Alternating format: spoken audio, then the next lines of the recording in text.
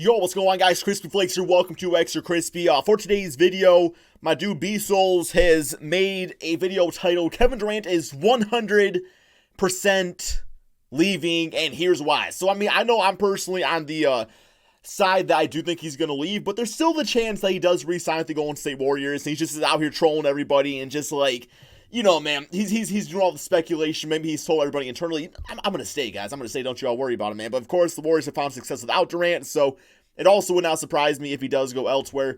So, yeah, we are going to listen to B-Soul's reason about why Durant is 100% leaving the bitch-ass Warriors. Here we go. Kevin Durant's free agency has been widely speculated the past year or so, and while I know this topic is something that's been covered all over the media by now, the events that have been occurring the past couple weeks have shattered all the doubt in my mind, and I am now 100% convinced that Kevin Durant will leave this coming summer. 100%. And I want to share with y'all why I think this. Okay. But before we go on, a quick word from our sponsors over at catbeast.com. Alright, I ain't getting paid for my dude Cat Beast.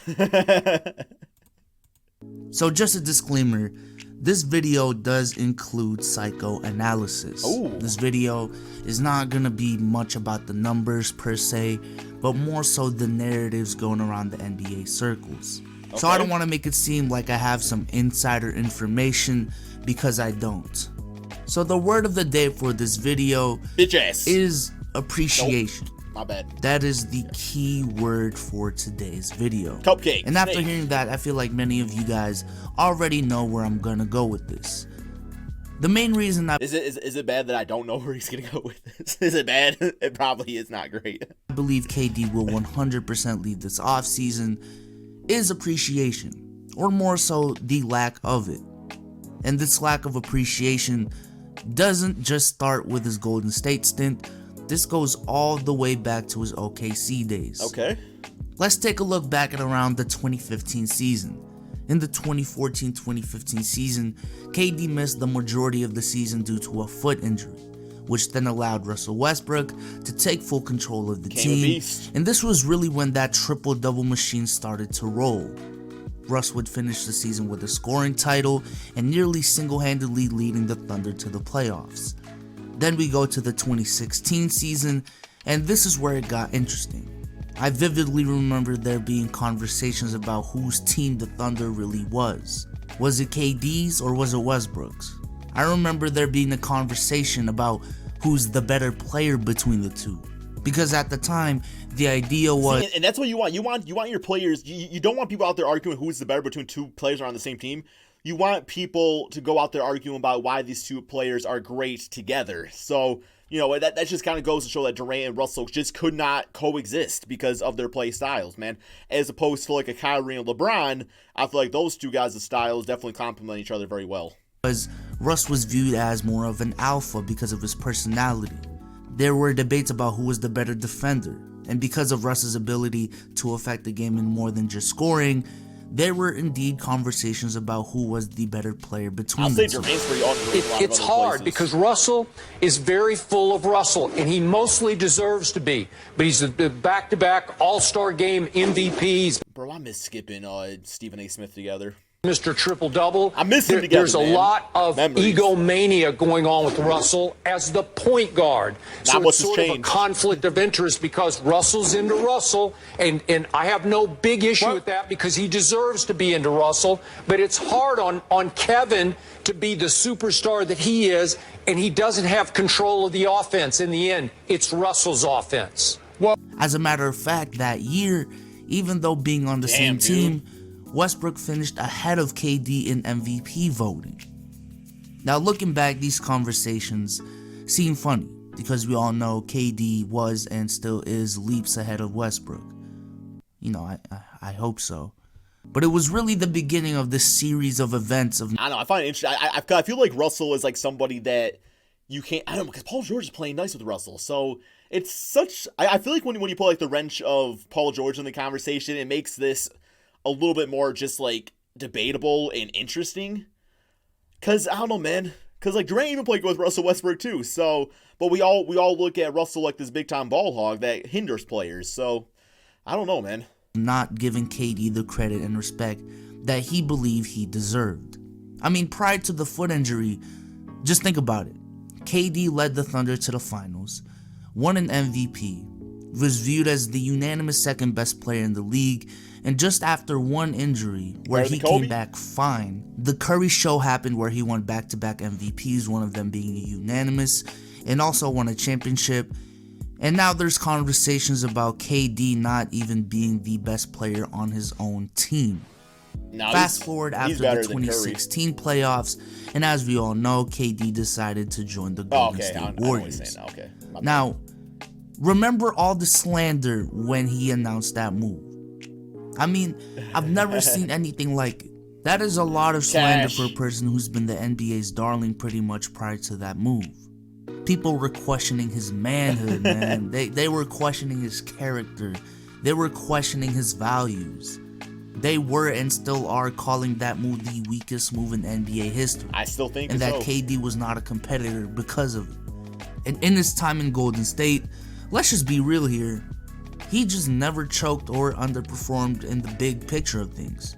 He was expected to win a championship every single year, and assuming he is out for the finals this year. But that's the thing with Kevin Durant, is that we knew how great he was, and I know I personally did not expect him to choke. Like, I was very well mentally prepared for the Golden State Warriors to become a dynasty, even more so once Kevin Durant joined the team. I think that's where all the slander comes from, is that he could have been this great on a team that needed him. And that's my big thing with Durant, is he could have been great. He didn't need to join this specific team, I guess, is the best way I can put it. He did win a championship every single year and was the finals MVP every single year. He led them to a 67-win season his first year, outplayed LeBron twice in some people's eyes, hit two of the clutchest shots in NBA history in back-to-back years, but no, he's still not better than LeBron because of his move alone. He's still a snake. But you put LeBron he never on even got MVP the consideration Warriors in his time in Golden State. What's he doing? Now let me ask you this. Has anyone in NBA history gotten less credit for what they've accomplished than KD has the past 2 years? Man, I'm trying to think back, and I'm going to say the answer to that is probably no. But I'm sure there's probably some player out there that's done quite a bit. But then again, no, probably not. Now, some might say rightfully so because of the move, and I agree to an extent, but think of it from his perspective, since this is a video talking about the reason why he's leaving this team. The man led them to a 67-win season his first year, never underperformed, won 2 championships with 2 finals MVPs, outplaying what many consider the best player in the world. If any other player accomplished that, they would hands down be considered the best player in the world. But here we are, and there are still people that believe a guy who didn't even make the playoffs is still better than him. There are people that don't even think he's the best player on his own team. I think it's circumstantial, which is another conversation for another day that I can get into. But from KD's perspective, it just seems like ever since 2015, KD has been in this situation where, from his perspective again, you can clearly see that he has the right to believe that his talents are not being appreciated and that they're being taken for granted no matter what he does. And from his perspective, he's literally done everything he can to maximize his time in Golden State, and yet still, not enough credit. He already has the monkey off his back that is winning a championship. Now it's just time to elevate his legacy even more by winning somewhere else. But with that being said, I hope you guys enjoyed this video. Leave a like on the video. Yeah, I don't know, when it comes, because I'm not going to lie, I think to understand Durant's situation, you also got to look at LeBron's situation though.